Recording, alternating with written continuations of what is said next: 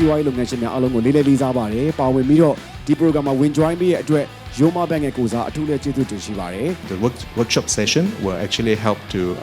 the participants to gain knowledge and then I thank the experts industry experts that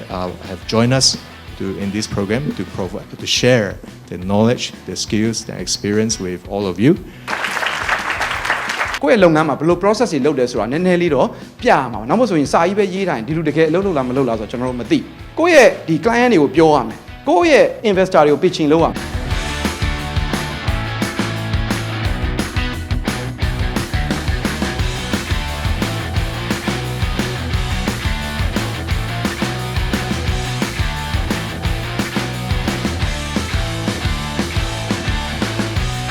လုပ်ငန်းအောင်မြင်ဖို့ဆို we need qualified human resource ကိုတယောက်တည်းရှိလို့မရအောင် people လို့ how do we have access to qualified human resources ကျွန်တော်တို့ SMEs ကလူတော်တွေဘယ်လို access လုပ်လဲ if လူတော်တွေအားလုံးကအဖွဲ့အစည်းအကြီးတွေမှာပဲလုပ်နေရင်ကျွန်တော်တို့ကဘယ်လိုလုပ်ပြီးဒီလူတော်တွေကိုကျွန်တော်တို့ဆွဲဆောင်ပါလဲ that's important ဒီနည်းပညာကိုလည်းနားလေတော့ organic ပိုင်းနဲ့စိတ်ဝင်စားလာကြပြီဆိုတော့သုံးနေတယ်ဒါပေမဲ့သုံးဖို့ permission ဒီကျွန်တော်တို့ရှေ့ရိုးဆိုတောင်သူကြီးတွေကအဖေဆုံးမြတ်မှာအဖိုးဆုံးမြတ်မှာသုံးလို့ရတယ်အဲ့လိုမျိုးကိုကျွန်တော်တို့ကဘယ်လိုကြော်ရမလဲဆရာကျွန်တော်ကတော့ early stage ပါအဲ့ဒါကိုကျွန်တော် venture capital နဲ့ဒီစကားပြောနေတာပေါ့နော်ဆိုတော့ဟိုကျွန်တော်ဆုံးဖြတ်ချက်လည်းမမားချင်ဘူးပေါ့ venture capital အဲ့တော့ venture capital ဆီကသူများပတ်စံကိုသူ manage လုပ်တာ funds တွေအများကြီးရှိတယ်နော် billions of dollars ရှိတယ်ဒီပတ်စံတွေကိုသူက invest လိုက်လုပ်တယ်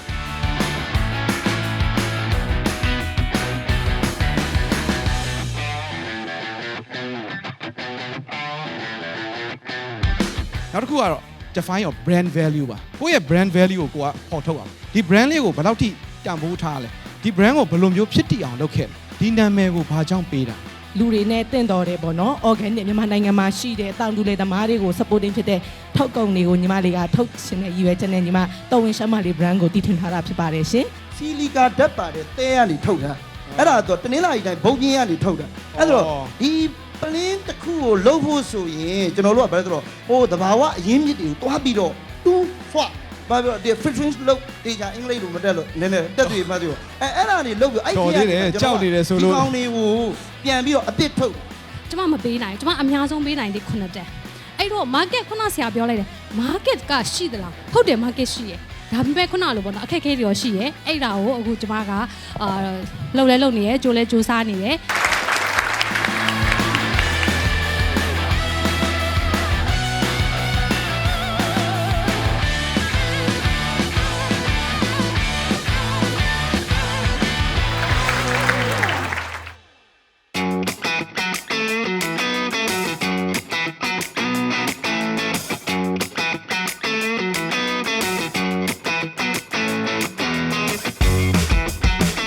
startup ဆိုလို့ရှိရင်တော့ကိုယ့်ရဲ့မှာဘယ်လိုမျိုးခံမလဲဆိုတော့ကိုကြိုပြီးပြောလို့ရတယ်အခုလက်ရှိလုပ်နေတယ်ဆိုလို့ရှိရင်ကိုယ့် team ကိုပြန်သုံးသပ်လို့ရတယ်ဟာ team မှာတော့အကုန်လုံးကကျွန်တော်တို့ရဲ့အဓိကkey partner ပေါ့နော်ဘယ်လိုမျိုး partner တွေကျွန်တော်တို့မှရှိလဲဆိုလို့ရှိရင်ကျွန်တော်တို့ကတော့ဒီမြို့နယ်တိုင်းမှာကျွန်တော်တို့ကဆရာဝန်တွေနဲ့ချိန်ထားတယ် accessibility လွယ်လွယ်နဲ့ accountability အပြည့်ပေးမဲ့ value ဒါအတူချုံးဖြစ်ပါတယ်